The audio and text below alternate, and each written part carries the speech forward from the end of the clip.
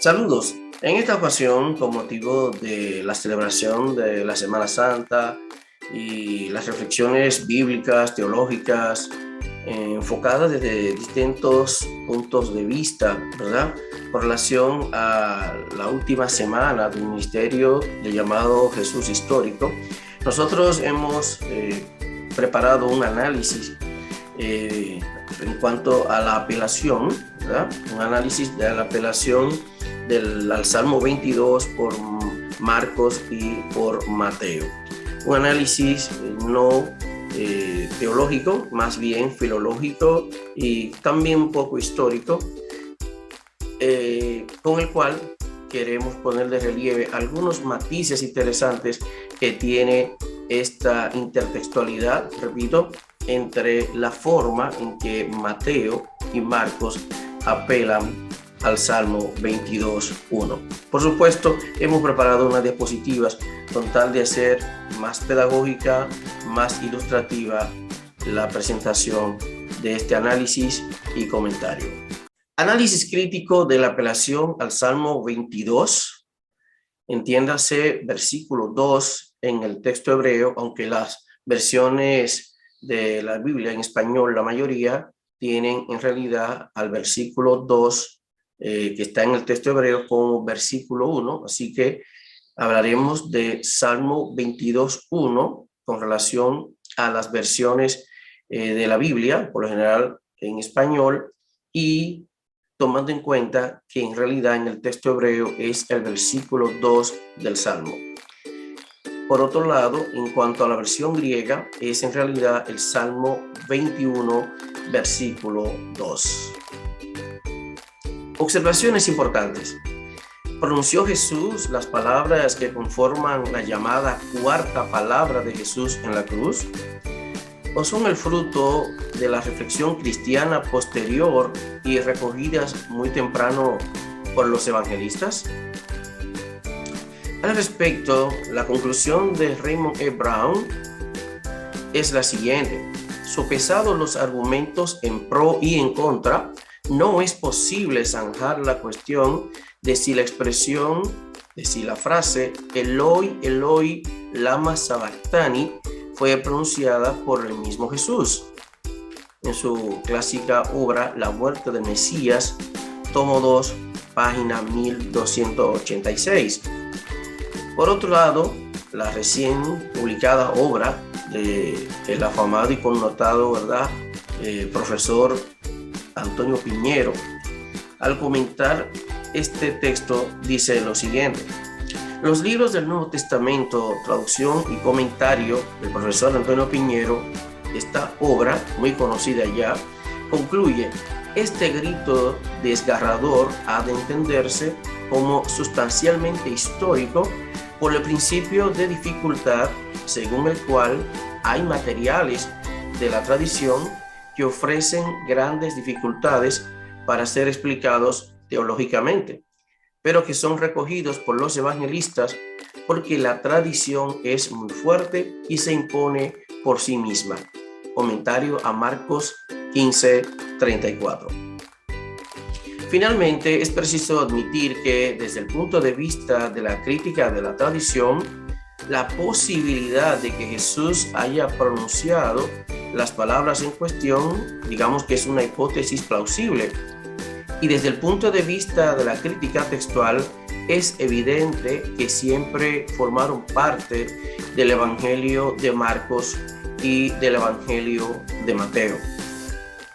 En consecuencia, el análisis que hemos realizado y que vamos a compartir de la llamada cuarta palabra de Jesús en la cruz no es de naturaleza teológica, sino más bien filológica, con base en el hecho de que constituyen palabras genuinas del Evangelio de Marcos y del Evangelio de Mateo. Obviamente, el punto de partida debe ser el texto hebreo del Salmo 22.1, repito, Salmo 22.1 en las versiones de la Biblia, por lo general, y versículo 2 en el texto hebreo. El texto hebreo sería el siguiente, dice así: Eli, Eli, lama sabachthani. Eli, Eli, lama sabachthani. Traducción: Dios mío, ¿por qué me has abandonado? Dios mío, ¿por qué me abandonaste? Incluso la Nueva Biblia Española tradujo: Dios mío, ¿por qué me abandonas? Ahora, la traducción griega del Salmo 22:2 en el hebreo es, en las versiones españolas, Salmo 22:1 por lo general, y en la versión griega es Salmo 21:2, que dice de la siguiente manera: Ho theos mu, prosges moi, hinati en katelipes me. Ho theos mu, prosges moi, hinati en katelipes me. Traducción: Dios mío, atiéndeme. ¿Por qué me has abandonado? He destacado en rojo prosges moi, porque en realidad es una parte que tiene en la Septuaginta que no tiene el texto hebreo. Esta expresión está conformada por un imperativo auristo, segunda persona del singular, y por el pronombre personal de la primera persona en caso dativo, moi, indicando entonces atiéndeme, y todo eso. Entonces luego la pregunta: ¿por qué me has abandonado? Por eso la traducción: Dios mío, atiéndeme. ¿Por qué me has abandonado? Por supuesto, como vamos a ver, esta parte que no forma parte, o este fragmento, esta expresión que no forma parte del texto hebreo, que sí está presente en la versión griega, no fue reflejada en la apelación que hace Marcos y Mateo al Salmo 22:1. Pero también hay que considerar que dice el Targum del Salmo 22. El Targum, versión aramea oficial, diría de la siguiente manera: Eli, Eli, metul ma sabachthani. Eli, Eli, metul ma sabachthani. Entonces, ¿qué ocurre aquí? La traducción del texto arameo del Targum sería: Dios mío, ¿por qué me has abandonado? También puede ser: Dios mío, ¿por qué me abandonaste? Noten que la versión del Targum coincide esta vez con el texto hebreo al usar la forma Eli, Eli. Eli, Eli. Por supuesto, varía en que no utilizó a lama, forma hebrea, ni lema, forma aramea, sino más bien metul ma. ¿Qué ocurre ahora? La apelación de Marcos 15:34 al Salmo 22 es en la siguiente forma: Eloi, Eloi, lema sabachthani. Eloi, Eloi, lema sabachthani. Y la misma explicación que da Marcos mismo ofrece una explicación, lo que él entiende que es la traducción de esa transcripción que él utilizó. Es decir, Marcos translitera aquí, hace una transcripción más bien, cuando dice Eloi, Eloi, lema sabachthani. Es una transliteración, es una transcripción, pero que él traduce en la siguiente manera: Ho estin methermeneuomenon, ho theos mu, eisti en katelipes me. Evidentemente, notamos que Marcos coincide con la Septuaginta al utilizar hotheos en caso nominativo y utiliza el pronombre personal de la primera persona en caso genitivo mu y repite la expresión hotheos mu. También vemos en el texto y la apelación de Marcos, pero obsérvese en la explicación que él da, en el comentario de lo que él entiende que es la forma en que debe entenderse la transcripción utilizada por él, Eloi, Eloi, lema sabachthani. Y vemos, por supuesto, en Catélipes me, una expresión que sí está en la versión griega de el Salmo 22.1. Luego, es importante también considerar cómo analizamos o hay que analizar la forma en que Marcos 15:34 translitera o transcribe esa expresión del Salmo 22.1. La forma o la frase Eloi, Eloi, lema sabachthani, uno se pregunta, ¿qué tiene de hebreo esta transcripción? ¿Qué tiene de arameo? ¿Qué tiene de hebreo y qué tiene de arameo la expresión o transcripción realizada por Marcos?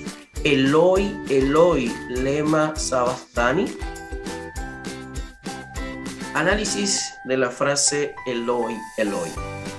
Ya vimos que el texto hebreo del Salmo 22.1, Salmo 22.2 hebreo, Salmo 21.2 en la Septuaginta versión griega, el Salmo utiliza Eli, Eli, incluso también la versión aramea, el Targum, incluye y emplea la misma expresión, Eli, Eli, que consiste en realidad en el nombre, digamos, común, él, con el sufijo pronominal de la primera persona común singular, Eli, Eli, Dios mío, Dios mío. Cabe entonces preguntarse, ¿qué tan aramea es la expresión Eli, Eli en el Targum? ¿Por qué no utilizó propiamente la expresión aramea de el nombre Dios y utiliza la misma que utilizó el Salmo en hebreo, el autor en hebreo? Eli, Eli, si observamos con detenimiento, y ya le mostré, tanto el texto hebreo del Salmo 22.1 como la traducción aramea, la versión targúmica, la versión del Targum, tiene la misma expresión Eli, Eli. Insisto, ¿qué tanto tiene de arameo en el Targum la expresión Eli, Eli? Una traducción propiamente aramea y equivalente a la hebrea, Eli, Eli, sería Elahi, Elahi, que sería la forma del nombre arameo Elah, Elah, más el mismo sufijo pronominal de la primera persona común singular, que sería exactamente igual en hebreo y en arameo, compuesta por una jire y una yod en forma vocálica, lo que llamaríamos jire yod. De todos modos, al final tendríamos que concluir que la expresión Eloi, Eloi no es exactamente Eli, Eli, o sea, no se corresponde Eloi, Eloi a la expresión usada por la Biblia hebrea Eli, Eli, tampoco coincidiría con la forma propiamente aramea Elahi, Elahi. Sin embargo, es preciso poner de relieve que Mateo 27:46 sí empleó una transcripción acorde al texto hebreo, incluso a la versión del Targum, que es en griego Eli, Eli.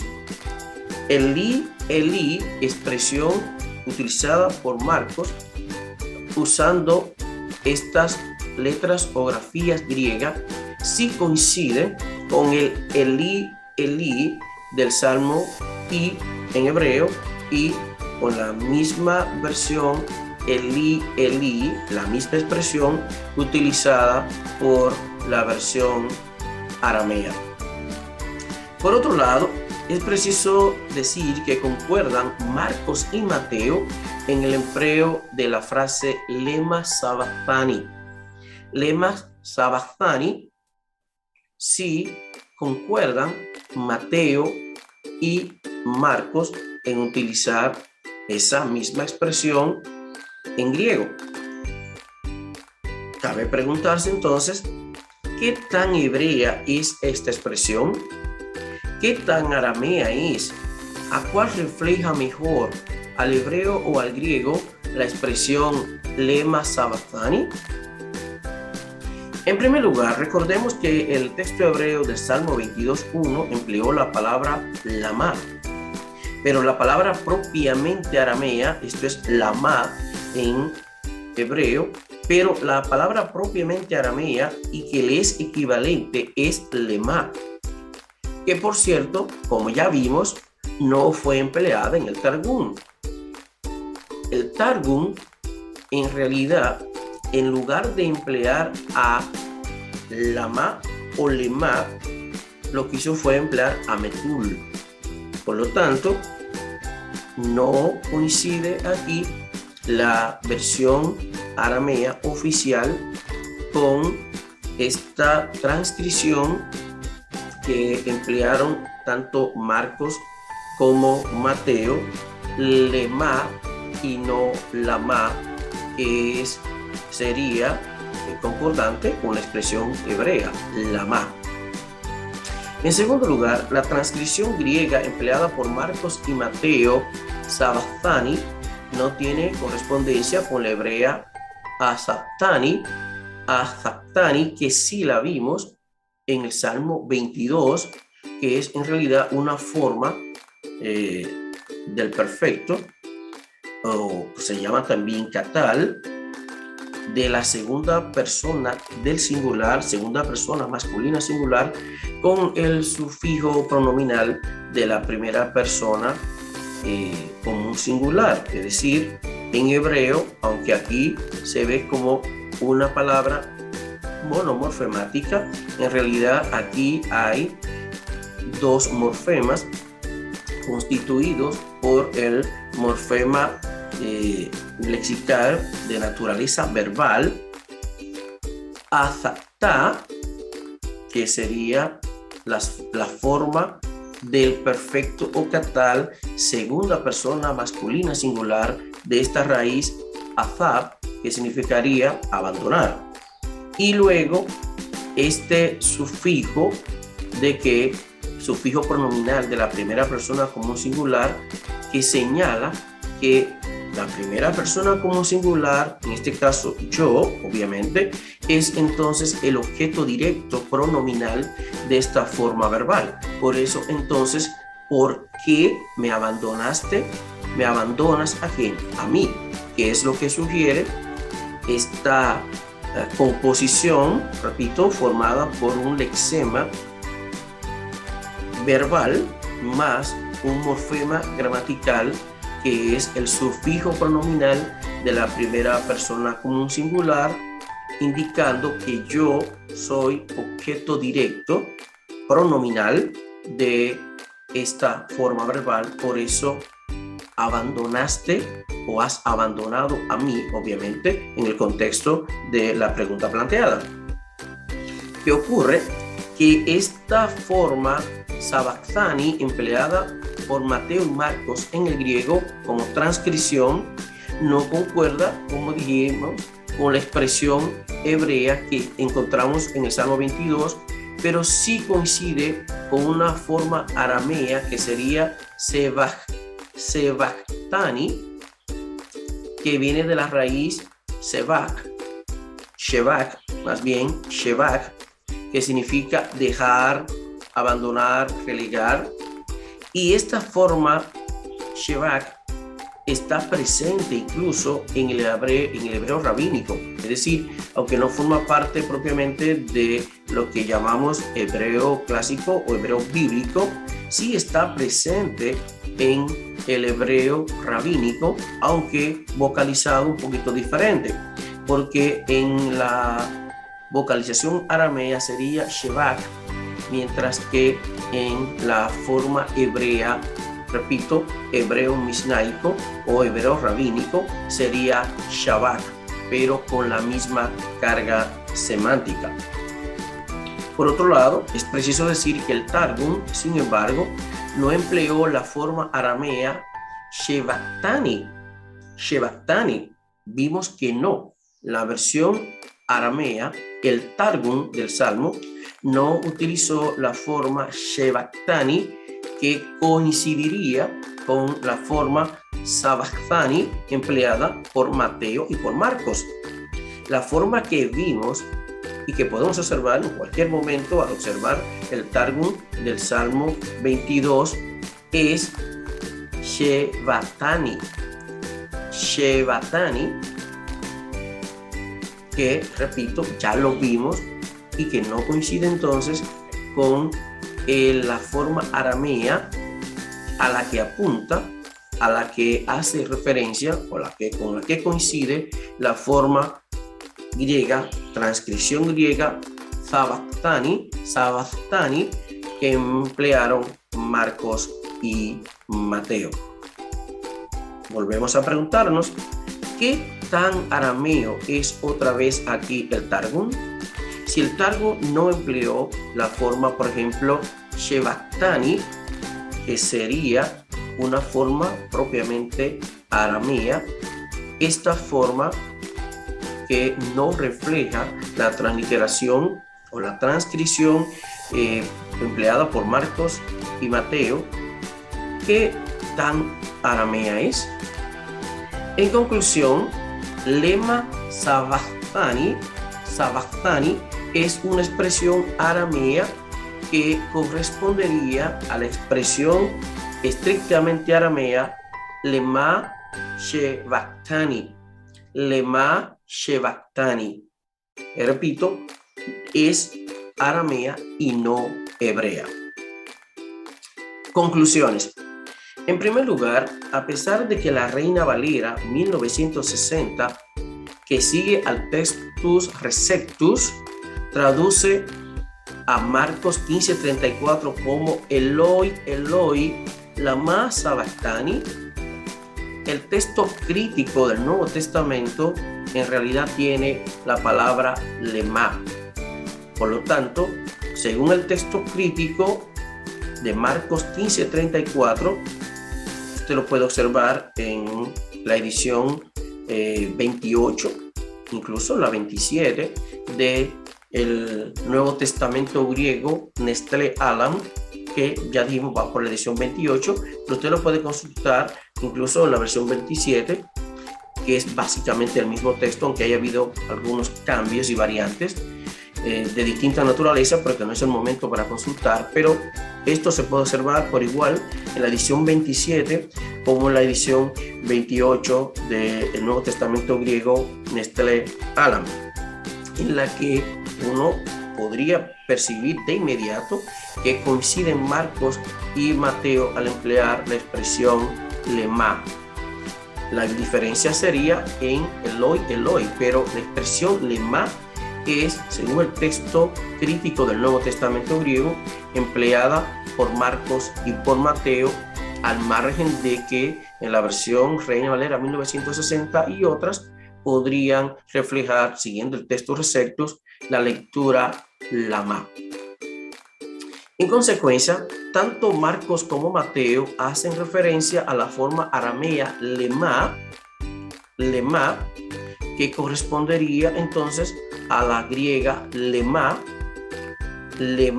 arameo, lema griego, y no a la hebrea lama, que en griego sería entonces lama. Lema, lema, lema en arameo, lema en griego, lama en hebreo, lama en griego. En segundo lugar, a la luz del texto crítico, concuerdan Mateo y Marcos al emplear la expresión o transcripción lema sabachthani. Lema sabachthani es empleada entonces a la luz del texto crítico del Nuevo Testamento griego por Marcos y por Mateo. En tercer lugar, difiere Mateo de Marcos al emplear la expresión Elí, Elí. Esta expresión Elí, Elí es concordante, concuerda con el hebreo Elí, Elí, y no Eloi, Eloi, empleada por Marcos, que hace posible referencia a la aramea Elahi, Elahi. Hay que considerar que ciertamente existe la posibilidad de que este símbolo que se ve aquí pueda ser asumido o pudo ser asumido como una vocal corta o cuando también puede tener, y hay toda una regla para eso,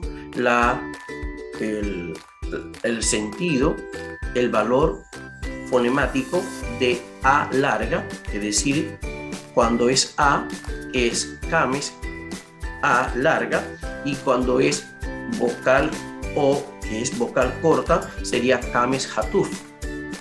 Sin embargo, a pesar de que existe esa posibilidad, porque todavía en el hebreo clásico, al enseñar hebreo clásico, mostramos y damos las reglas para explicar cuando este símbolo, sin formar parte o sin tener la llamada característica de un hatek kames, que sería sencillamente o, siempre o, pero en aquellos casos tendría a la derecha dos puntitos.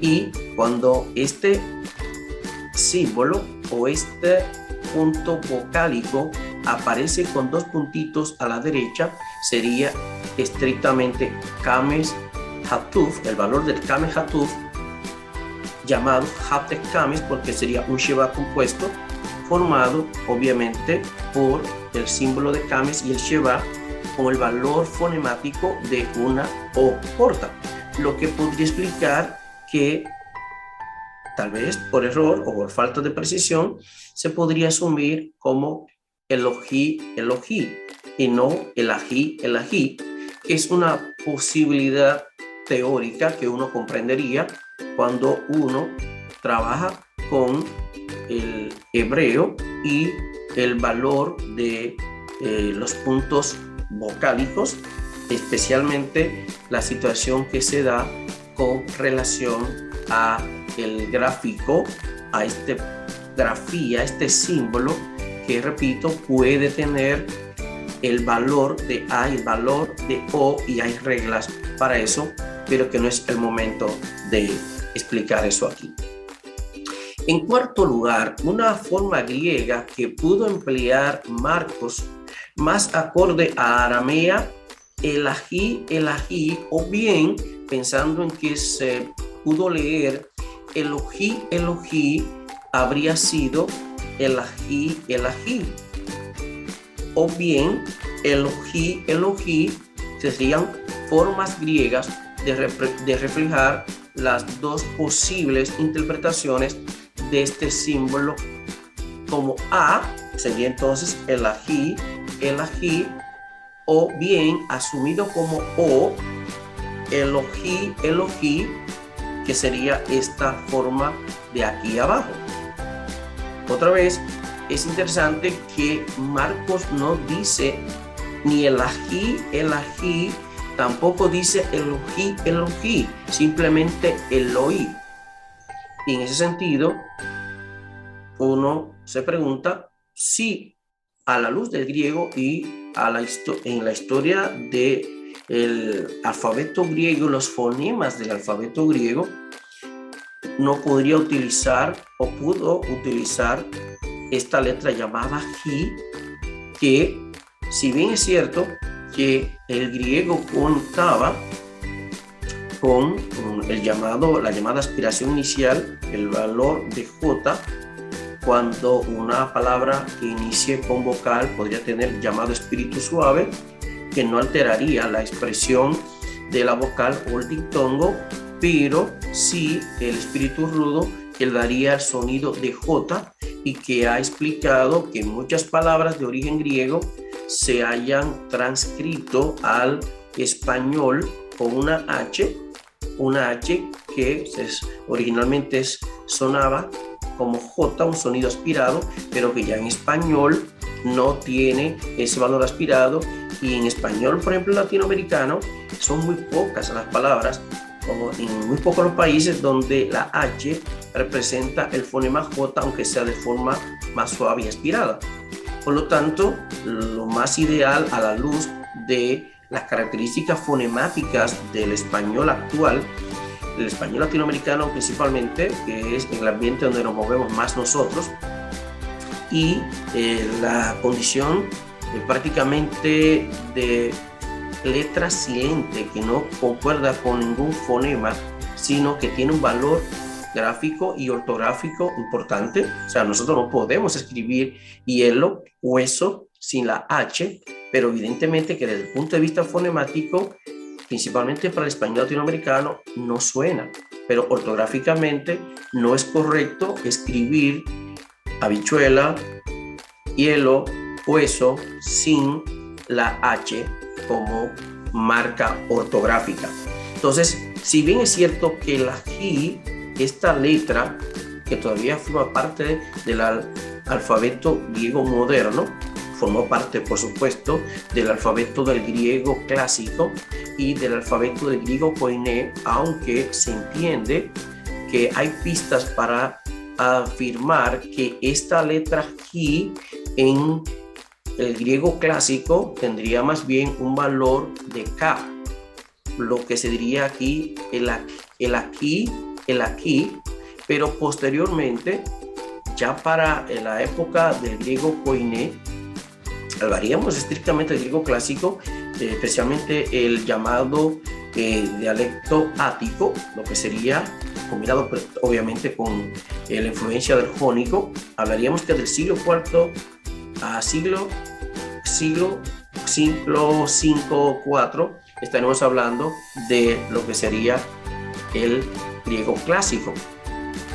Mientras que el griego koiné, se supone que ya para el griego koiné, la letra Ji habría adquirido fonemáticamente un valor aspirado de J. Por lo tanto, a la luz de esas pistas, estas formas que, según el griego koiné, y el valor fonemático de la Ji sería el ají, y ese valor tiene incluso en el griego moderno, podría, a la luz del griego clásico, haber sido asumida como el aquí, el ojí.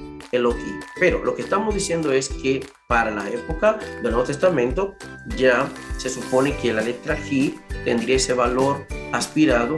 Por lo tanto, si Marcos hubiera empleado la forma Elohí, uno diría que estaba haciendo una transcripción más apegada al griego y reflejaría mejor las posibles dos interpretaciones de este símbolo, como A, el ají, o bien como O, Elohí, estrictamente en el arameo. En quinto lugar, la transcripción griega empleada por Marcos y por Mateo, sabachthani, concuerda más con la expresión aramea shevachtani que con la hebrea asaptani, empleada en el texto hebreo del Salmo 22. En sexto lugar, Marcos y Mateo ambos ofrecen una explicación, es decir, una traducción de cómo debe entenderse la transcripción empleada por ellos. Repito, tanto Marcos como Mateo ofrecen su propia versión de cómo debe entenderse, de cómo deben entenderse las palabras que forman la transcripción empleada por ellos. Pero, curiosamente, ambos la hacen en una forma distinta y a su manera. Marcos, por ejemplo, explica la transcripción suya, la transcripción que él hizo con las siguientes palabras en griego: ho estin methermeneuomenon, ho theos mu, eisti en catelipes me. Repito, observen la forma en que Marcos en griego explica cómo debe entenderse la expresión empleada por él, Eloi, Eloi, lema sabachthani. Repito, ho estin methermeneuomenon, ho theos mu, empleando en la explicación el nominativo de la palabra theos con el pronombre personal de la primera persona del singular en caso genitivo. Ho theos mu, repite la palabra ho theos con artículo y con el pronombre personal de la primera persona en caso genitivo singular, mu. Eso será distinto, como vamos a ver en Mateo. Además, utiliza la preposición eis, el interrogativo ti y luego la forma verbal en catelipes me, que es el interrogativo, la expresión interrogativa que sí la vimos en la Septuaginta, la versión griega. ¿Por qué me abandonaste? ¿Por qué me has abandonado? Y observen que en su explicación Marcos no refleja la forma del texto en rojo que coloqué cuando cité la versión griega prosges moi, es decir, atiéndeme.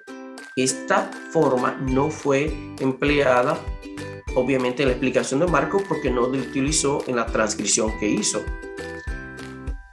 Él entonces propone que se traduzca de la siguiente manera. El texto griego que acabamos de leer debería traducirse como, que traducido es: Dios mío, ¿por qué me has abandonado? O bien, Dios mío, ¿por qué me abandonaste?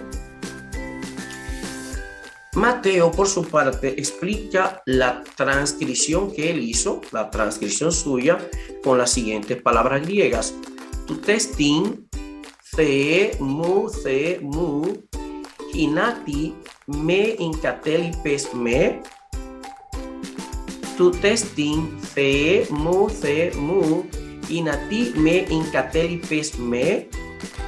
Lo que, siendo traducido al español, sería: esto significa, Dios mío, ¿por qué me has abandonado? ¿Por qué me abandonaste?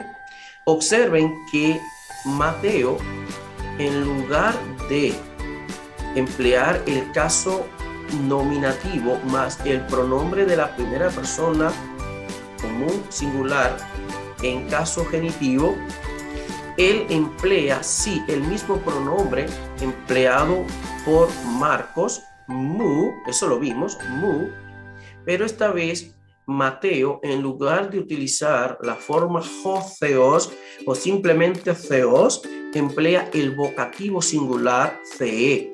Noten, Marcos dijo ho theos mu,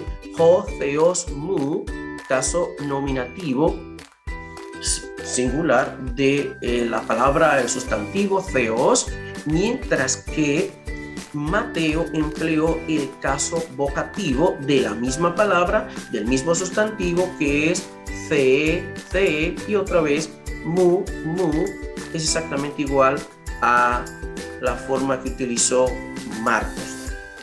También varía con esta forma que no lo utilizó Marcos. Marcos utilizó heis y ti. Mateo utiliza hinati. Son expresiones equivalentes, pero estamos diciendo que al final no están utilizando las mismas palabras. Luego, en catelipes me, sí coinciden, en catelipes me, tanto Marcos y Mateo, y exactamente con la forma que utilizó la versión griega.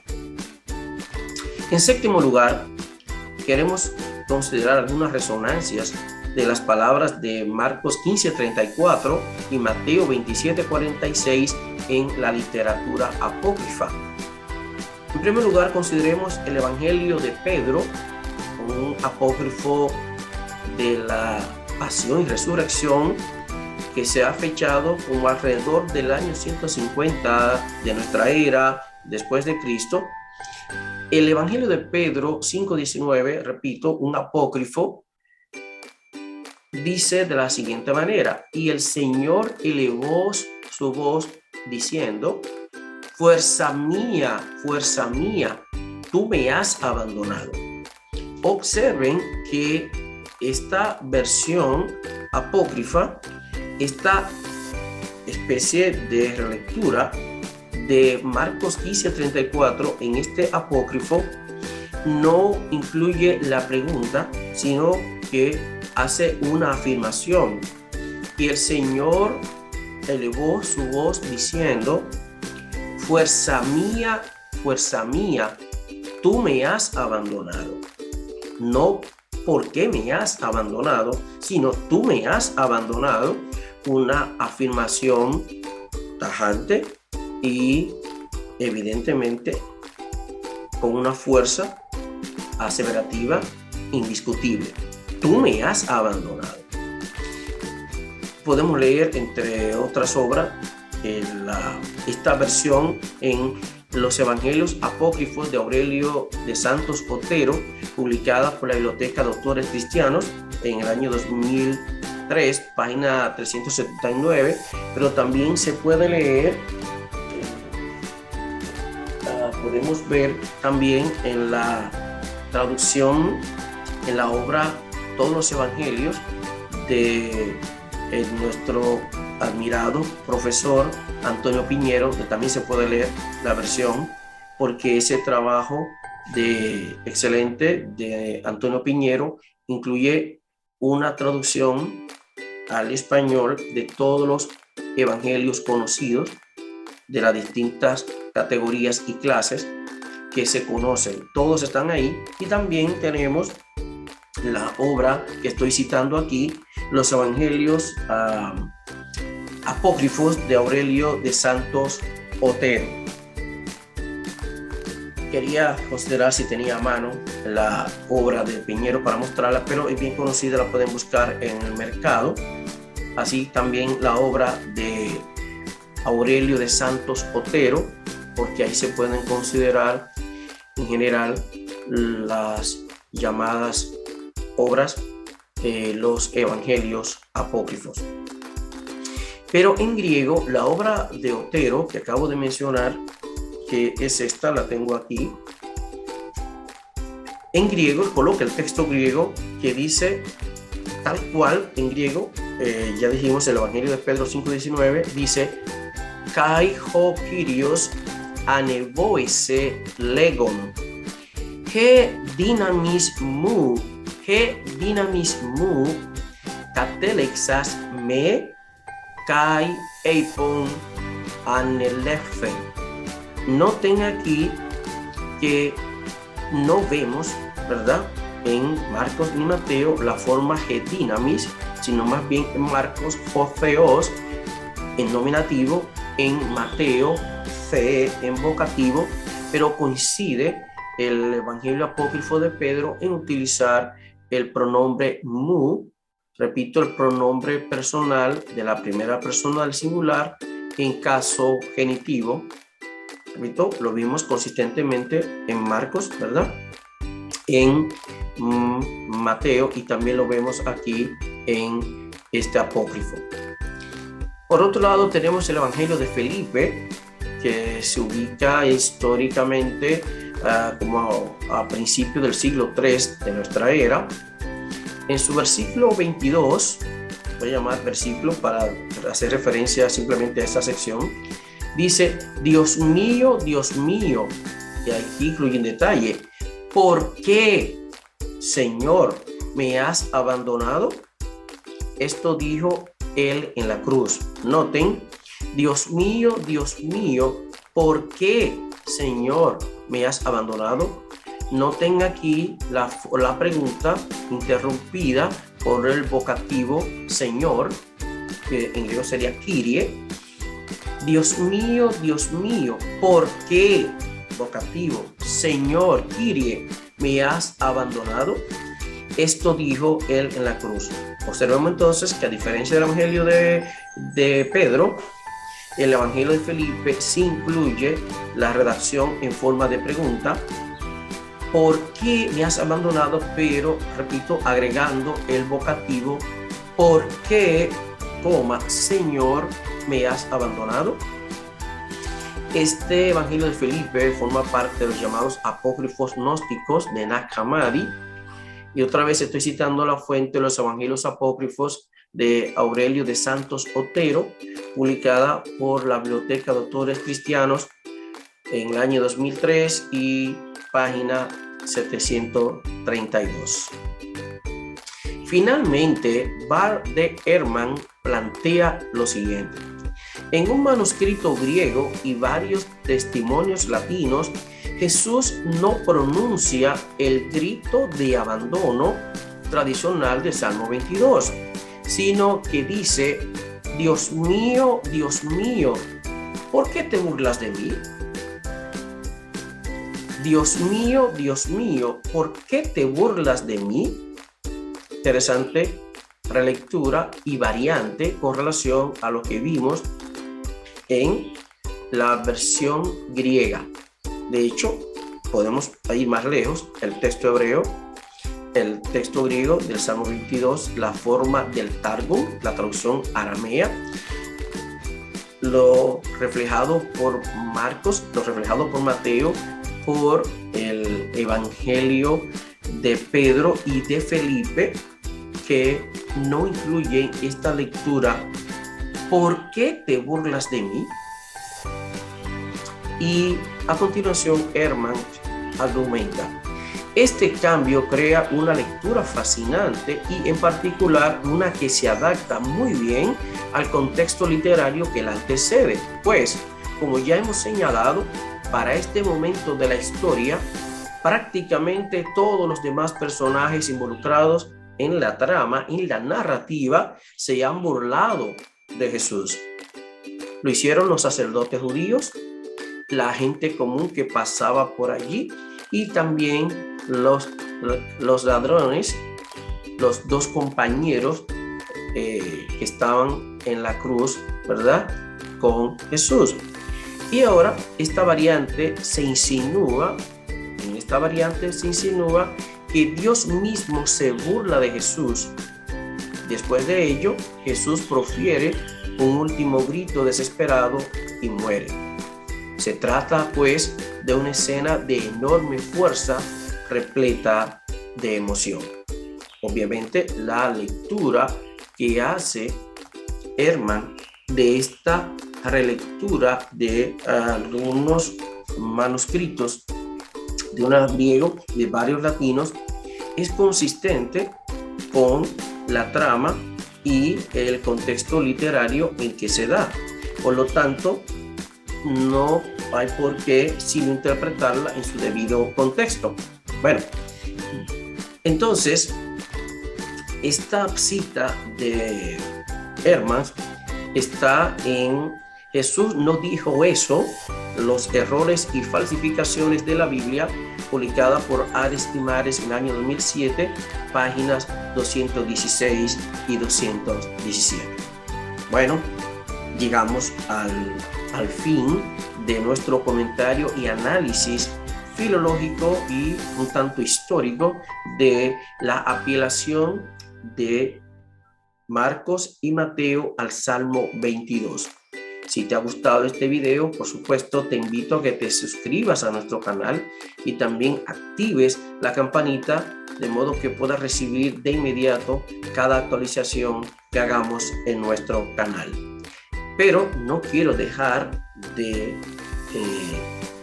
este video, de cerrar esta presentación sin dejar de recordarles que el próximo 5 de mayo estaremos iniciando nuestro diplomado en lenguas bíblicas, un curso inédito que nunca se ha ofrecido, lo estaremos ofreciendo nosotros.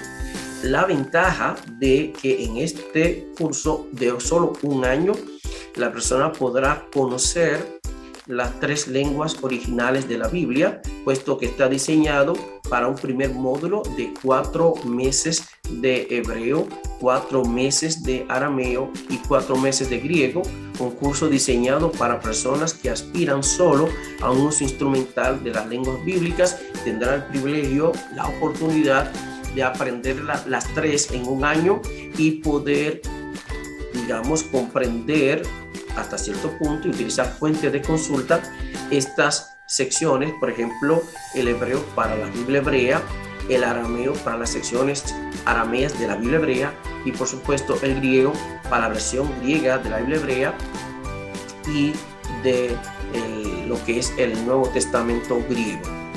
También estamos promocionando, y para el inicio también del mismo 5 de mayo, de una nueva edición de nuestro curso de griego Koiné, que se realiza en 2 años. Está iniciando el primer año, un curso completo de la gramática griega, un estudio a profundidad detallado, un estudio profesional de la lengua griega, dirigida a un público que aspira a un estudio ya no elemental de la lengua griega, la lengua original de la versión griega y la hebrea y de la Biblia hebrea y del Nuevo Testamento griego. Personas que aspiran incluso a convertirse en docentes de griego, este es el curso ideal, este es el curso recomendado. Bueno, muchas gracias por su compañía, muchas gracias por seguirnos y hasta la próxima.